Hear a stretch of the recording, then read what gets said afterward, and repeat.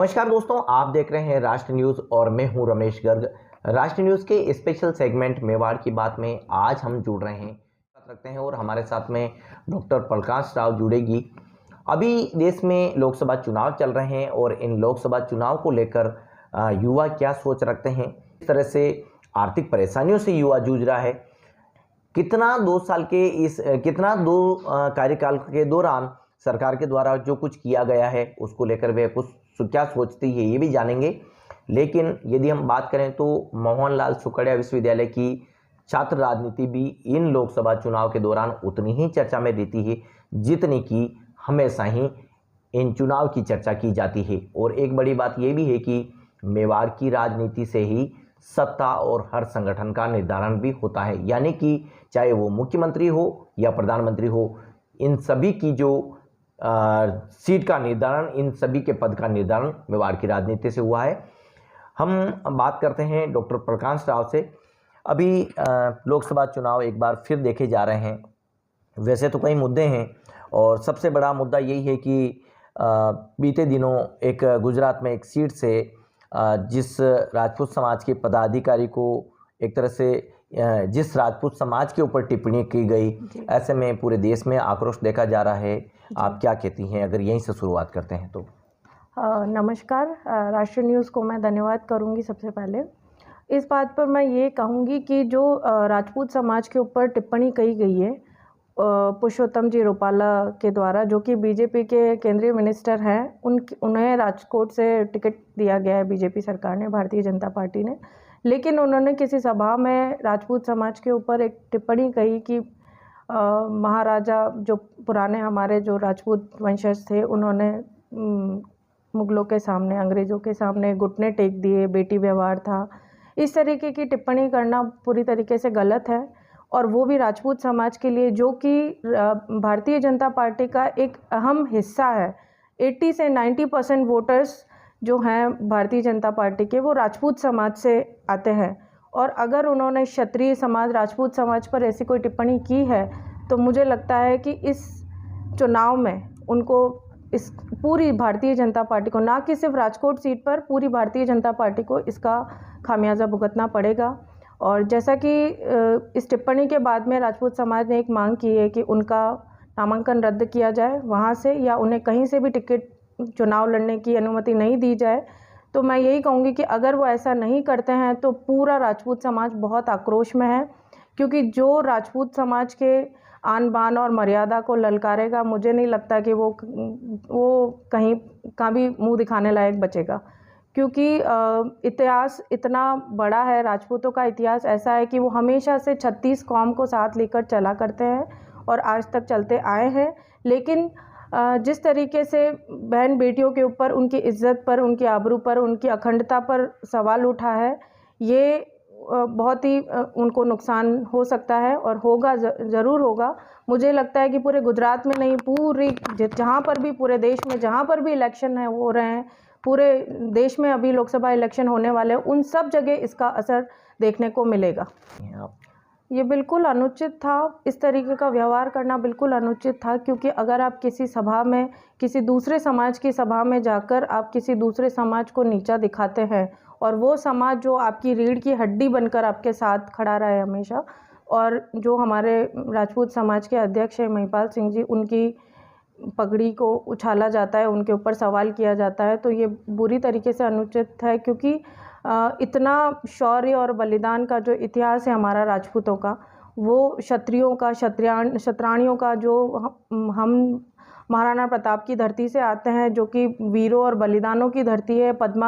रानी पद्मिनी, जिन्होंने अपनी अखंडता को बनाए रखने के लिए, उसको, अपनी इज्जत को बचाने के लिए, उन्होंने 16,000 महिलाओं के साथ में मिलकर जौहर कर लिया था। ऐसी, मुझे नहीं लगता कि ऐसा इतिहास किसी और समाज का होगा। और इस तरीके की, रानी लक्ष्मीबाई की वीरता को देख लीजिए, मीराबाई का प्रेम देख लीजिए, चाहे आप पद्मावती का जौहर देख लीजिए, किसी भी रूप में राजपूतों का इतिहास किसी भी इतिहास से कम नहीं है। और जहाँ पे पुरुषों के साथ में महिलाओं ने इतना शौर्य दिखाया है, वहाँ पर तो सवाल ही पैदा नहीं होता कि कोई उनकी आबरू पर उंगली उठा सके। और जिस तरीके का व्यवहार राजकोट में वहाँ पर सम्मेलन में किया गया, टिप्पणी की गई उसका तो ये व्यवहार बहुत ही अनुचित था, क्योंकि चाहे उन्होंने माफ़ी मांगी है रूपाला जी ने, लेकिन ये बात किसी भी तरीके से माफ़ी के लायक नहीं है और इसका खामियाजा भारतीय जनता पार्टी को पूरी तरीके से भुगतना पड़ेगा। आज जब बात निकली तो इसके ऊपर एक सवाल ये भी बनता है कि क्या चाहे वो फिल्म क्षेत्र हो, फिल्म इंडस्ट्री हो या कोई ऐसा कुछ हो, तो वो ऐसा कुछ इशू लाते हैं कि या तो वो फिल्म हाईलाइट हो जाती है या फिर राजनीतिक दृष्टिकोण से देखते हैं तो ऐसा कुछ इशू किया जाता है कि वो पूरा जो प्रोजेक्ट है वो सफल हो जाता है। तो राजपूत समाज के बहाने या मतलब उस पर्टिकुलर रीति नीति को लेकर के जो कुछ किया जाता है, लेकिन ऐसा नहीं लगता आपको कि अब ये बहुत कुछ हो गया है, इन पर सब पर स्टॉप लगना चाहिए, इस तरह की चीज़ों के ऊपर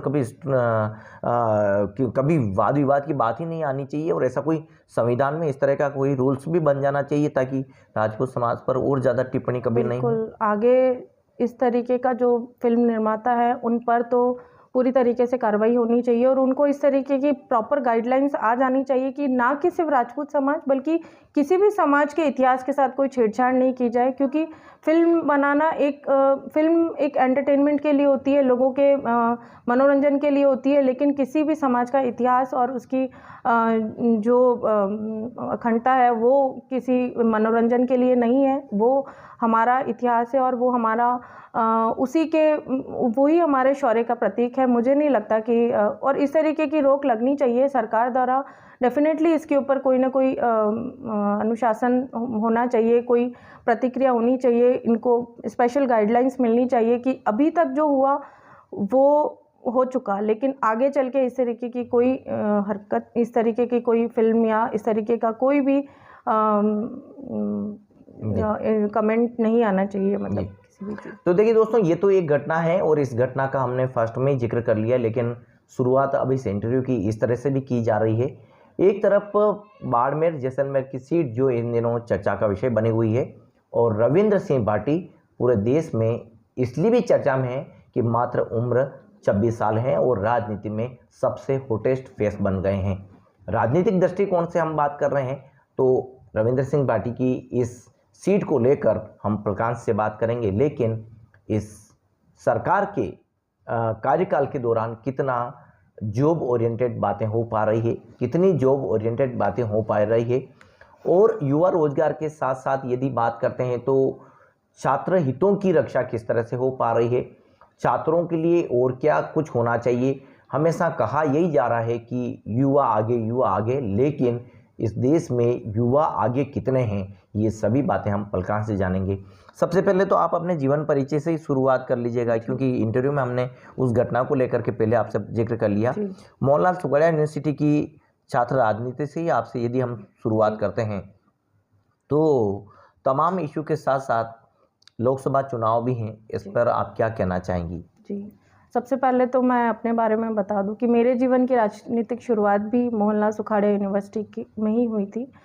सबसे पहले मैंने जब कदम रखा राजनीति में तब मैं यूथ कांग्रेस में डिस्ट्रिक्ट जनरल सेक्रेटरी के पद पर रही। उसके बाद में राजस्थान स्टेट NSUI में जनरल सेक्रेटरी के पद पर रही और भी कई पदों पर रहकर मैंने 2011 में NSUI से मोहनलाल सुखाड़िया यूनिवर्सिटी से सेंट्रल इलेक्शन जो था उसमें उपाध्यक्ष के पद पर चुनाव लड़ा और बहुत अच्छे वोटों से जीत हुई। तो उस समय से मेरा राजनीति में रुचि है और मैं काम करते आई हूँ, चाहे लोकसभा इलेक्शन हो या विधानसभा इलेक्शन हो, चाहे मेयर का इलेक्शन हो, चाहे किसी भी तरीके का इलेक्शन हो।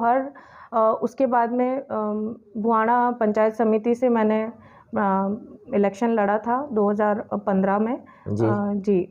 मेरा जो लास्ट इलेक्शन था वही था। मेरा पूरा परिवार, हमारे पूर्वज जो हैं जितने भी हैं वो सब कांग्रेस पार्टी से बिलोंग करते हैं, क्योंकि कांग्रेस पार्टी का इतिहास बहुत ही गहरा है और उसके इतिहास को कोई नकारा नहीं जा सकता। कई पार्टियां आती है जाती है, लेकिन कांग्रेस पार्टी का अपना एक वजूद है, एक अस्तित्व है जो कि हमेशा एक न्यूट्रल होके बात करती है, हर वर्ग को लेके साथ चलती है।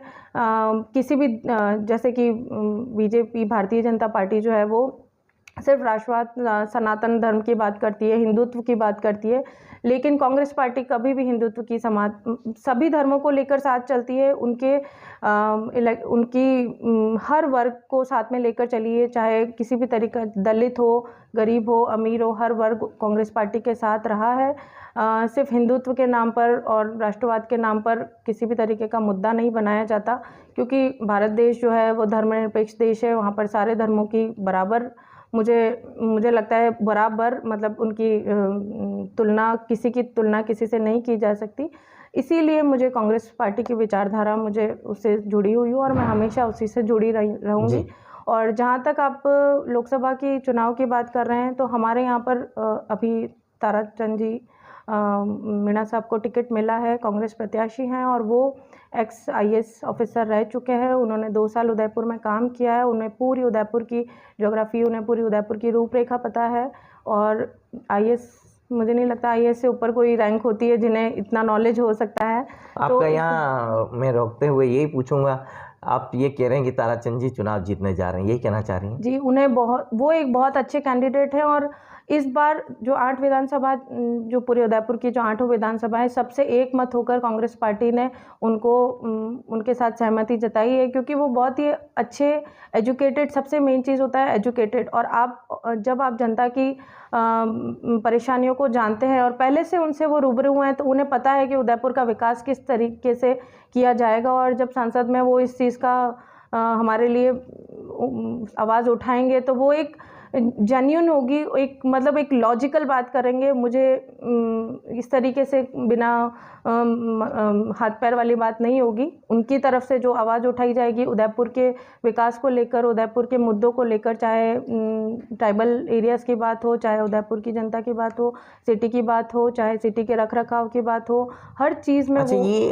पहली बार ऐसा हो रहा है कि दोनों कैंडिडेट है वो अपनी एक IAS लॉबी से हैं, यानी कि पब्लिक डीलिंग डिपार्टमेंट से हैं। और पॉलिटिकल का सिनेरियो, इसलिए भी पॉलिटिकल सिनेरियो चेंज होता जा रहा है क्योंकि पहली बार हम देख रहे हैं कि इस सीट के ऊपर सर्विस से जुड़े हुए लोग, हमारी राजस्थान सर्विस से जुड़े हुए लोग, भारतीय सर्विस से जुड़े हुए लोग सामने आ रहे हैं। अदरवाइज़ आज तक हम देखते थे कि कोई एक जनप्रतिनिधि है जो पहले से जनता के बीच में अपनी राजनीति को जुड़ाव रखता है, जनता की सेवाओं को लेकर के जुड़ाव रखता है। इस पॉलिटिकल सिनेरियो को आप कितना बदलाव होते हुए देख रही हैं, कितना महसूस कर रही हैं? क्या सबसे पहले तो ये क्या देखती हैं, क्या कितना अच्छा है, कितना गलत है? ये बहुत ही अच्छा डिसीज़न है, क्योंकि जब एक जनप्रतिनिधि के साथ एक एजुकेशन, जब बहुत अच्छे लेवल की एजुकेशन का समावेश होता है, तब मुझे लगता है उसके रिज़ल्ट, उसके आउटकम्स बहुत अच्छे निकल के आएंगे। क्योंकि ये फर्स्ट टाइम ऐसा हुआ है कि किसी IAS, दोनों ही पार्टी के IAS को टिकट दिया गया है। लेकिन जो G20 सम्मेलन हुआ था रिसेंटली हमारे उदयपुर में, उसकी बहुत ही सक्सेसफुल इवेंट था और वो बहुत बड़े लेवल का इवेंट था, जो कि हम उदयपुर वासी उम्मीद भी नहीं कर सकते थे कि इतना अच्छा इवेंट उदयपुर में किया जाएगा। और उस दौरान जब इवन सबने बहुत तारीफ़ की थी, G20 सम्मेलन हमारे उदयपुर मेवाड़ में होना एक बहुत ही सौभाग्य की बात थी हमारे लिए। और वो ताराचंद जी मीणा के उनके देख रेख में हुआ था, उनके गाइडेंस में हुआ था। तो पॉलिटिकल अगर राजनीतिक दृष्टिकोण से देखा जाए तो ये बहुत ही अच्छा उदयपुर के लिए, मैं इस बार ये कहूँगी कि ये शायद एक बहुत अच्छा समय है और एक अच्छा मौका है कि हम एक ऐसे व्यक्ति को चुने जो कि हमारी सारी परेशानियों का, सिर्फ एक पॉलिटिकल, क्योंकि वो खुद नॉन पॉलिटिकल बैकग्राउंड से है, लेकिन अगर क्योंकि वो एक जनता की आवाज़ जानते हैं, असली परेशानियां जानते हैं, उन्हें राजनीति से बढ़ के उन्हें जनता की परेशानियां नज़र आएंगी, तो वो आगे चल के हमारे लिए बहुत अच्छे आउटकम्स लेके आएंगे, रिजल्ट लेके आएंगे और उदयपुर का डेफिनेटली बहुत अच्छा विकास होगा, जो कि अभी तक नहीं हो पाया है और आगे चल के बहुत अच्छा उदयपुर हम देखने को मिलेगा। प्रकाश, जैसा कि लोकसभा चुनाव की बात हो रही है और इस दौरान युवा राजनीति की बात होती है, तो सबसे पहले तो आप ये बताइए कि कुछ सालों तक तो रेगुलर चुनाव होते थे जी, उसके बाद में लिंगुओ कमेटी और ये सब जनरेट हो गई थी, कई रूल्स रेगुलेशन बन गए। ऐसे में अब 2 साल चुनाव होते हैं, 1 साल नहीं होते हैं, फिर कभी उसको ब्रेक कर दिया जाता है। और ऐसे में जब किसी युवा चेहरे की तलाश होती है तो पार्टी में उसको जगह नहीं मिल पाती है। ये हम कांग्रेस में भी वही परंपरा देखते हैं जो बीजेपी में भी है। वो लोग, और आप देखते हैं क्या है, युवाओं को क्या अभी भी सही जगह नहीं मिल पा रही है राजनीति में, या फिर युवा सिर्फ एक चेहरा बन गया है और युवाओं का जो रेशियो राजनीति में होना चाहिए वो अभी हो नहीं पा रहा है। हालांकि लोकसभा में भी ये कहा जा रहा है कि अब आरक्षण के तौर पे देखें तो महिलाओं का पूरा एक सिनेरियो है वो बदल जाएगा, महिलाओं के लिए एक पूरा जो है कोटा है वो रहेगा। तो ऑल ओवर अगर आप पॉलिटिकल वे में बात करें तो क्या कहते हैं, क्या राय है आपकी? मैं ये कहना चाहूँगी कि युवाओं का राजनीति में आने का सबसे पहला प्लेटफॉर्म है कॉलेज महाविद्यालय, जहाँ से हम चुन के आते हैं। वहाँ पर जो कई बार चुनाव हो रहे हैं, कई बार नहीं हो रहे हैं, तो ये चुनाव जो है वो होने चाहिए जी। क्योंकि वही एक रेगुलर होने चाहिए, उसका क्रम टूटना नहीं चाहिए। क्योंकि हर साल एक नया व्यक्ति, नया एक बच्चा आता है इस आशा के साथ कि अगले साल हम चुनाव लड़ेंगे, हमारे लिए एक प्लेटफॉर्म है, मुझे एक प्लेटफॉर्म मिलेगा। वो बहुत सारी उम्मीदों के साथ अगले साल के सपने सोचता है कि इस साल हमें इनको आगे बढ़ाना है, नेक्स्ट टाइम हमारा नंबर है। लेकिन अगर आप वो क्रम टूट देंगे तो उसका जो सोची हुई बात है, जो वो अपना ड्रीम पूरा करना चाह रहा है, वो राजनीति में कदम रखना चाह रहा है, वो उसका वहीं पर ब्रेक हो जाएगा। तो इसलिए चुनाव तो होने चाहिए, निश्चित रूप से होने चाहिए। और यही एक तरीका है कि हम बच्चों में एक नई काबिलियत को ढूंढ सकते हैं, उनका राजनीति के प्रति किस तरीके का रुचि है, उनको किस राजनीतिक क्षेत्र में जाना है। और यही वो बच्चे हैं जो देश का भविष्य है। मुझे लगता है कि युवा एक देश का एक ऐसा पार्ट है जो कि सबसे मेन अहम रोल निभाने वाला है। और आज का देश युवाओं का देश है जी। मतलब जो पुराने लोग हैं, बुजुर्ग लोग हैं, उन्हें थोड़ा पीछे हटके युवाओं को मौका देना चाहिए। क्योंकि अगर वही करते रहेंगे तो युवा कब आगे आएंगे? वो भी करते करते, अपनी बारी का इंतज़ार करते करते वो भी उस स्टेज पे आ जाएंगे कि उनका समय निकल जाएगा। तो इसलिए युवाओं का आगे आना बहुत ज़रूरी है और चुनाव होने भी बहुत ज़रूरी है। और मुझे इस बारे में मैं यही सोचती हूँ जी। अच्छा, अब जब हम बात कर रहे हैं युवाओं के लिए, तो एक बड़ा इशू है उनके करियर का जी। ऐसे में सरकार विभिन्न योजनाओं में जो भर्तियां हैं उसके लिए प्लान करती है, चाहे वो शिक्षा के क्षेत्र में हो, चाहे और किसी भी क्षेत्र में हो। लेकिन पिछले कुछ सालों में एक तो लगातार पेपर आउट होने की जो परंपरा बन गई है, जितना उसको रोकने की कोशिश की जा रही है उतना और कुछ बढ़ावा मिल रहा है। एक तो सबसे पहले क्या इसके लिए भी एक अवेयरनेस होना वो जरूरी है, प्लस रूल्स रेगुलेशन को भी बहुत स्ट्रांगली इम्प्लीमेंट करना जरूरी है, क्या कहते हैं।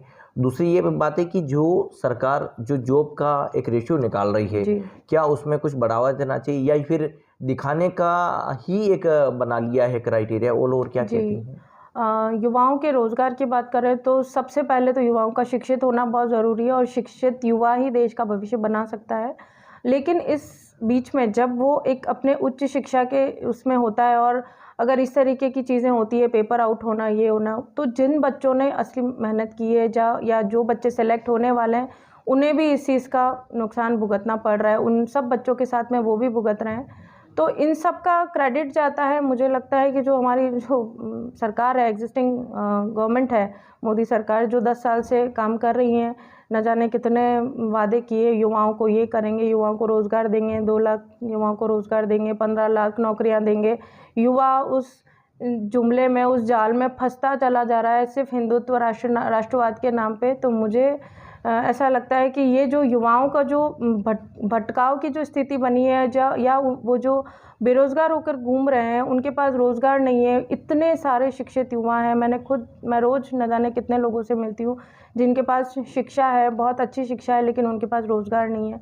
और इस चीज़ का सबसे बड़ा इम्पैक्ट आ रहा है उनकी मनोस्थिति पे, क्योंकि जब एक युवा उस स्टेज में होता है कि उसे रोज़गार की ज़रूरत होती है, उसे अपने घर का पालन पोषण करना होता है, तब उस स्थिति में उसको जब रोज़गार नहीं मिलेगा तो वो मेंटल स्ट्रेस में आ जाता है। और उस कंडीशन में कई युवा ऐसे हैं जो सुसाइडल केस अटैम्प्ट करते हैं और उनके परिवार को, पूरे परिवार को रोज़गार तो नहीं मिला, लेकिन उनका जो घर का बच्चा है वो भी उन्हें खोना पड़ता है। तो इस तरीके की कितनी सारी केसेस हम रोज़ देखते हैं कि कोई किस वजह से सुसाइड कर रहा है, कोई किस वजह से कर रहा है, कोई युवतियां कर रही है, कोई मेंटल स्ट्रेस में। और ये स्ट्रेस का कारण सिर्फ यही है कि इतनी शिक्षा होने के बावजूद भी आपके पास जॉब नहीं है, और जॉब नहीं होने का कारण सीधा और सीधा सरकार को जाता है, क्योंकि आप इतने वादे करते हैं, हम ये लाएंगे, हम रोज़गार लाएंगे, हम बच्चों को ये देंगे, हम ये करेंगे, वो करेंगे। आपने जितनी भी वादे किए हैं ना, मुझे तो नहीं दिख रहा कि एक भी वादा आपने पूरा किया है। तो इस तरीके से जो युवा देश की मेन रीढ़ की हड्डी, आप उसकी मनोभावना के साथ खिलवाड़ कर रहे हैं। तो मैं तो यही कहूँगी कि आप ऐसा मत करिए, और किसी के घर को मत तोड़िए, किसी देश के भविष्य को मत खराब करिए। कम से कम अगर उन्हें इस तरीके की जॉब अपॉर्चुनिटीज़ नहीं दे सकते, सिर्फ अपने चुनावी मुद्दों को भुनाने के लिए आप किसी की भी भावनाओं के साथ खिलवाड़ कर रहे हैं, ये अच्छी बात नहीं है जी। और जो सरकार है वो इस तरीके की हरकतें युवाओं के साथ कर रही है। डे बाय डे उनके पास असली मुद्दा तो कुछ है ही नहीं, वो सिर्फ इस तरीके की बातें करके युवाओं को, जब भी चुनाव आते हैं उनके पास कुछ हिंदुत्व का, राम भगवान का, इस तरीके का मुद्दा वो लाते हैं, और जो असली, जो उन्हें मेन जो सेगमेंट्स लाने चाहिए, जो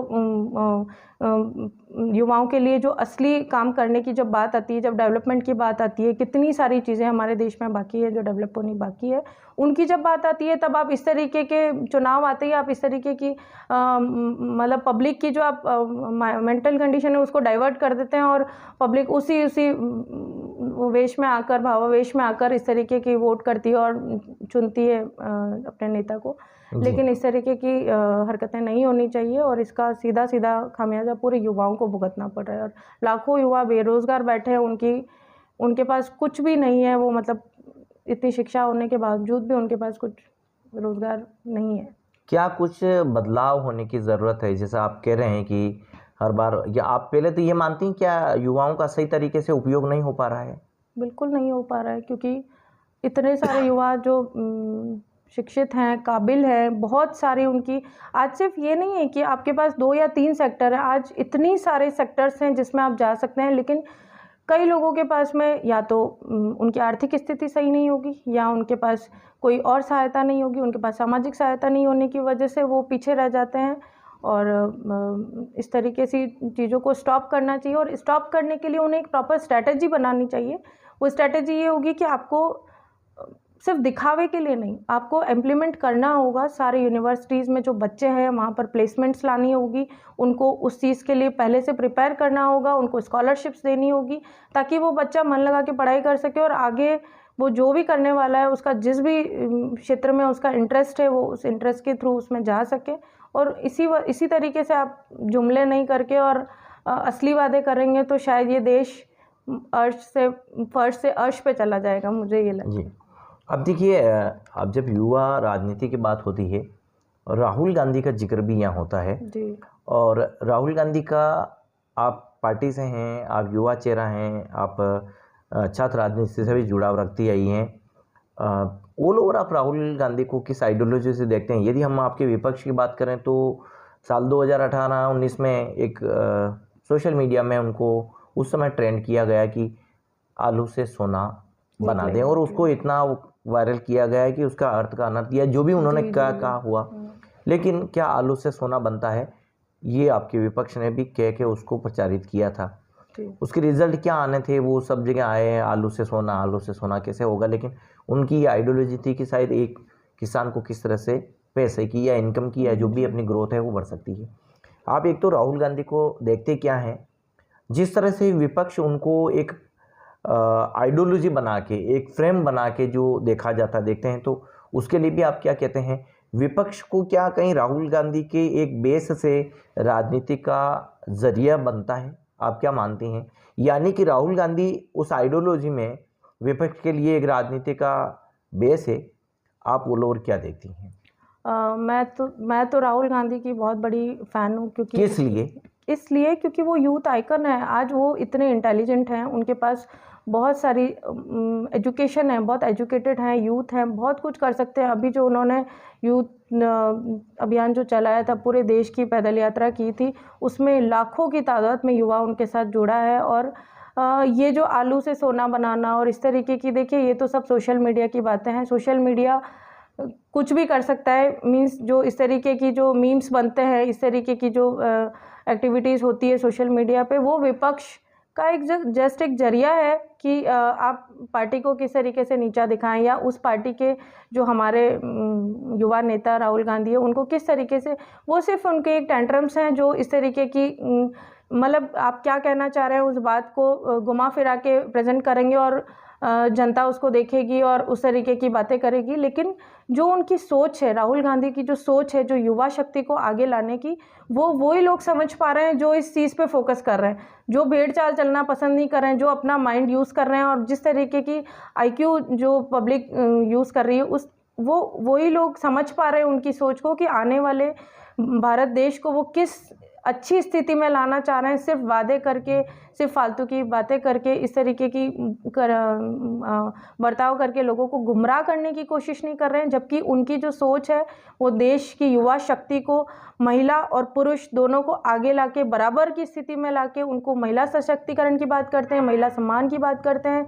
कांग्रेस पार्टी के किसी भी नेता को कोई भी नेता कभी भी इस तरीके की बात नहीं करता कि किसी धर्म को लेके, किसी पर्टिकुलर किसी धर्म या के नाम पर राजनीति नहीं करता।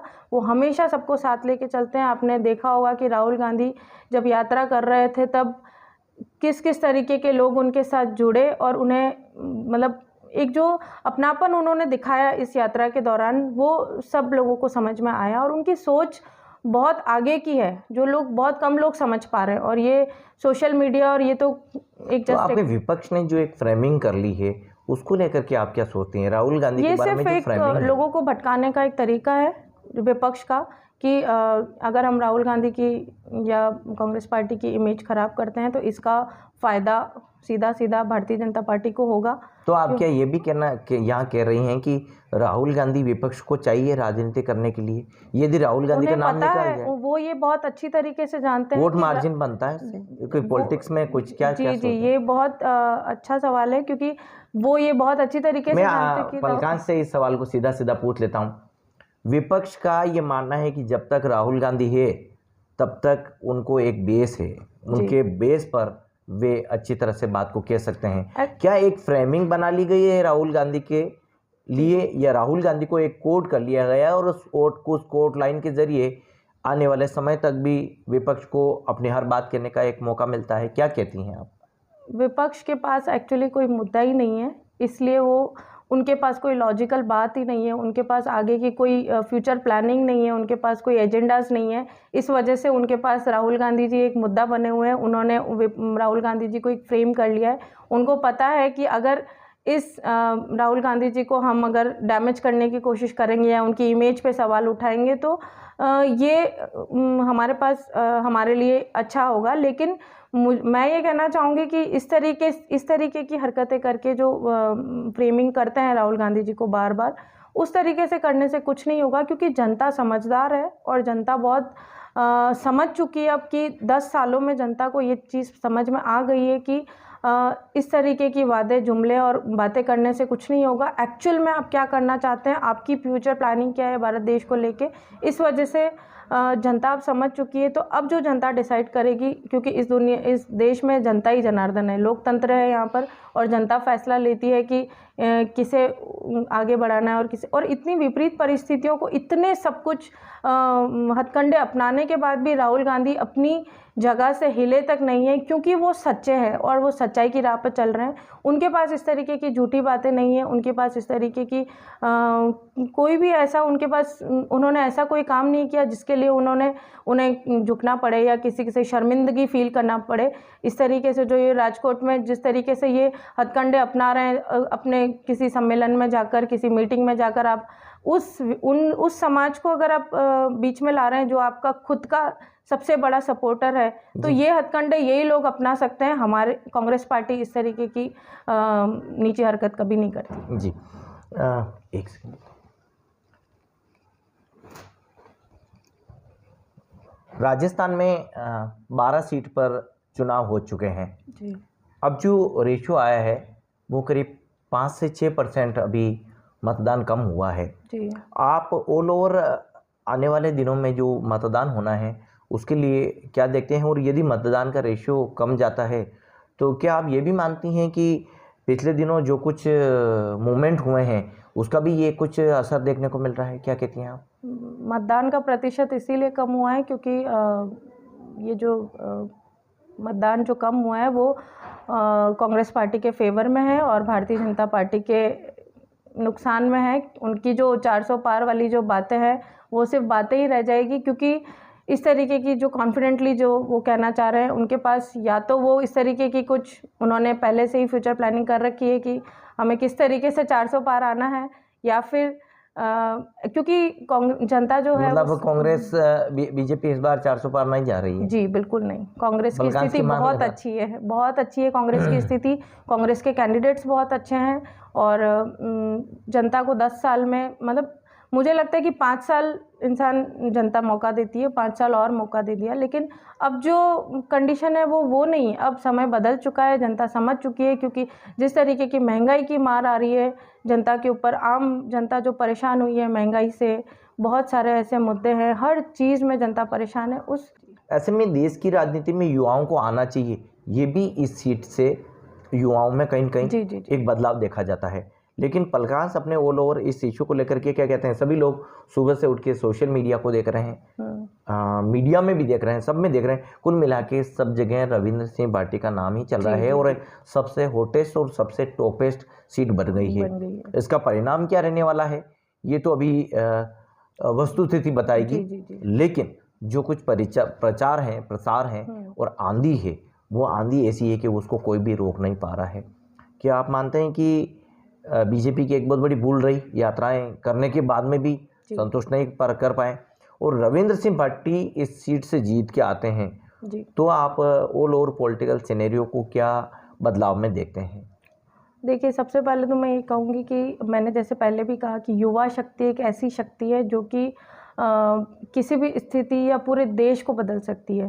तो वैसे ही रविंद्र सिंह भाटी जो हैं वो अभी जो चुनाव लड़ रहे हैं लोकसभा सीट से बाड़मेर ज़िले से, वो व्यक्ति एक ऐसा व्यक्ति है, वो युवाओं के लिए प्रेरणा स्रोत बना हुआ है और वाकई में वो है। मैं खुद मेरी विचारधारा कांग्रेस पार्टी से है, लेकिन एज ए यूथ मैं उनको बहुत पसंद करती हूँ, क्योंकि जिस तरीके से उन्होंने कर दिखाया है पहले यूनिवर्सिटी एक अकेले लड़के ने वो एक बहुत बड़ा एग्जाम्पल सेट कर रहे हैं सारे युवाओं के लिए कि आपको किसी पार्टी की या किसी भी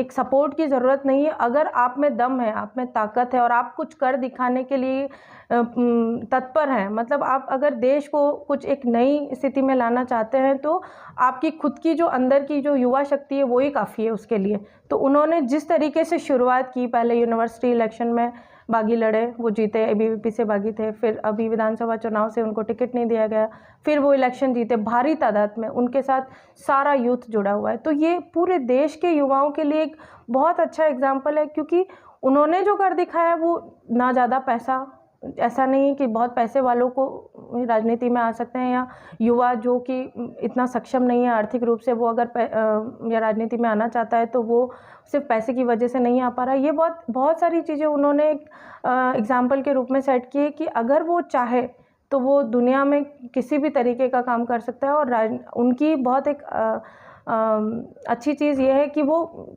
जब वो इलेक्शन लड़ने लगे थे तब भी धीरे धीरे पूरा जो विधानसभा चुनाव में पूरे सिर्फ एक सीट पे टॉपिक थी, युवाओं के दिल में और दिमाग में रविंद्र सिंह भाटी का नाम चल रहा था, और वो इसलिए क्योंकि वो युवाओं को प्रेरित कर रहे थे।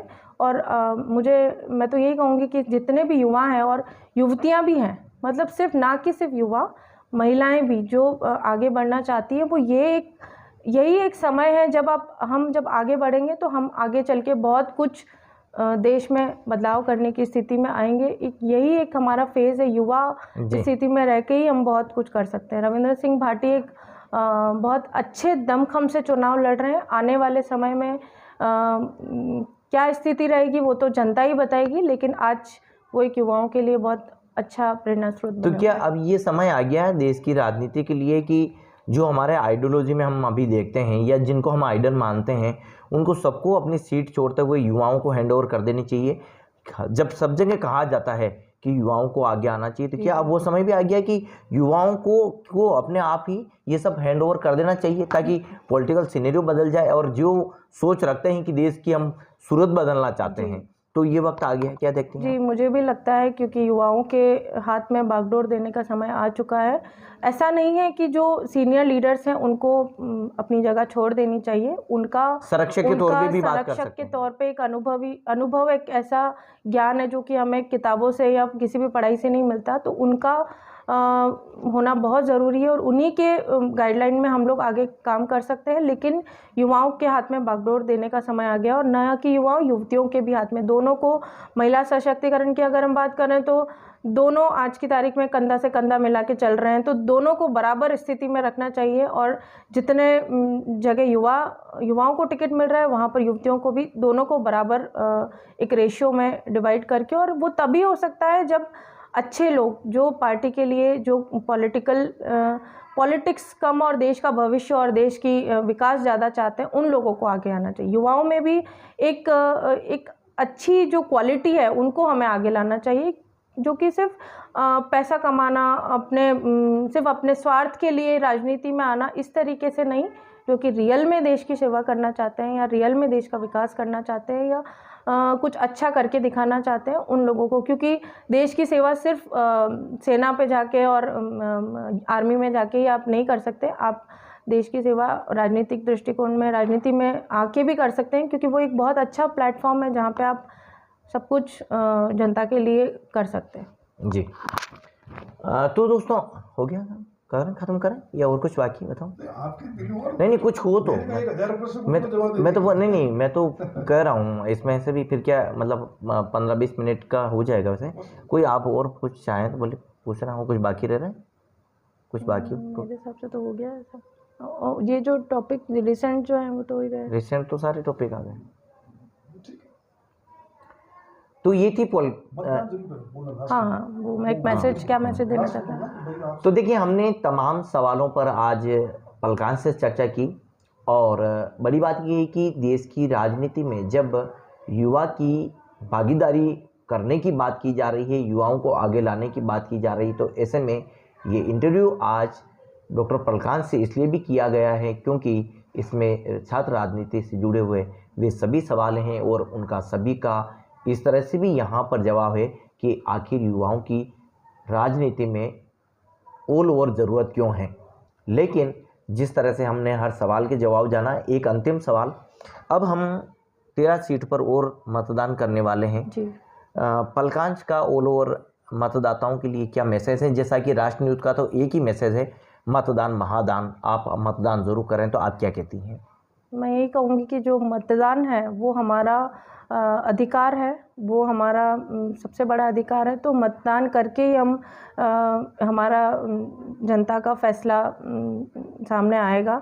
तो अपना मतदान अवश्य करें। 26 अप्रैल के दिन हमारे यहाँ पर इलेक्शन है, उदयपुर विधानसभा में इलेक्शन है। तो आप सभी सुबह 7 बजे से शाम को 6 बजे तक जो मतदान का समय है, आप अपने मतदान का उपयोग ज़रूर करें, क्योंकि मतदान हमारा अधिकार है और इस अधिकार को मत चूकिए। क्योंकि कई बार हम रिज़ल्ट आने के बाद में ये सोचते हैं कि हम मतदान करना भूल गए, या अपने सारे काम छोड़ के, अपने जितने भी काम है सब छोड़ के आप मतदान का उपयोग ज़रूर करें। जी। तो देखिए, बीजेपी का एक बहुत बड़ा नारा है इस बार 400 पार, लेकिन 400 पार नहीं हो रही है, ये ये पलकांच ने बताया। एक बड़ी बात ये भी कि युवाओं को राजनीति में किस तरह से आना चाहिए और उनकी कितनी ज़रूरत है, इस पर भी आपने सहमति जताई। लेकिन कांग्रेस पार्टी की विचारधारा से ताल्लुकात रखने वाली पलकांच का ये भी आज साफ कहना है कि जो छोड़ के गए हैं उनके जाने का बिल्कुल गम नहीं है, क्योंकि सही और गलत की पहचान यही हो गई है।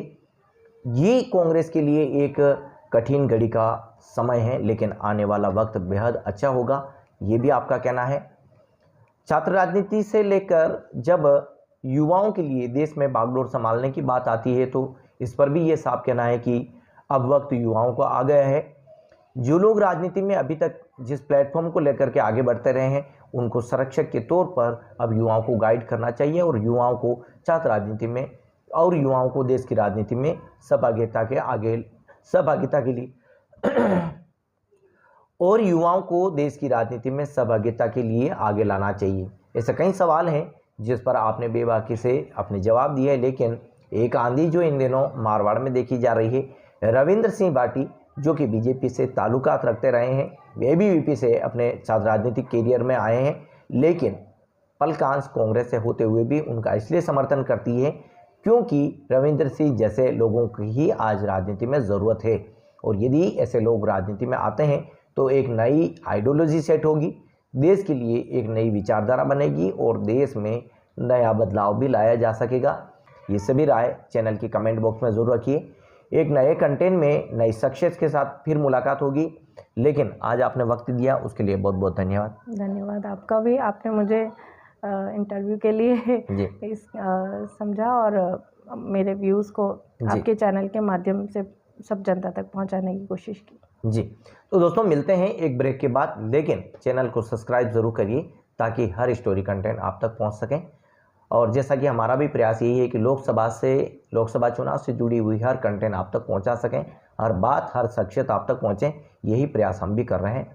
धन्यवाद।